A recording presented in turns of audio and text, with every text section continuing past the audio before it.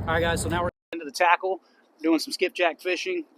Excuse me, Lucas has got a double rig that he's running. He'll get into that in a minute. I'm going to be running Sabiki rigs. So we sell these at the store. All you need is the rig and a weight. I like to use bass casting sinkers, but you can use whatever works for you. So let me get this tied up, and we'll show you what it does. Okay, so real quick, I'm just going to touch base on some of the details of this bait. So the Sabiki rig, as you saw in the packaging, is going to unfold, and it's going to come out to this big long thing, which I can't even really fit it all in camera view.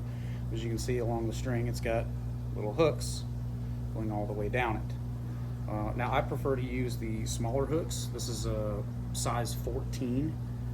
They go all the way down to, I think, size 4.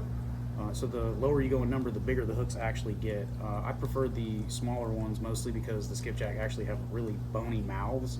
So when you're reeling in, make sure that you keep constant tension on them, because they will shake and fight a lot, and they could pop that hook out if it doesn't really pierce anything. I have better luck piercing into them with the smaller hooks. They're just a little finer and can slip between the cracks a lot better. So like I said, you can use any type you want, but I prefer the smaller ones. I just have better luck with them.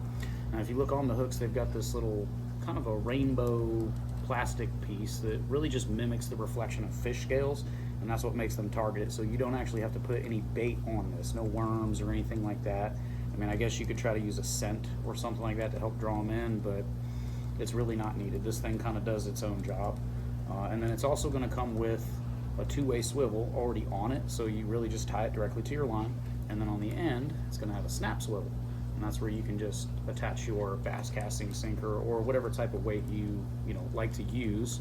Obviously you'll have to change that up based on how heavy your current is and how deep you're going to want to fish.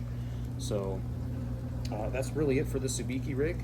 As you'll see, we'll show you in the video some catches that we get.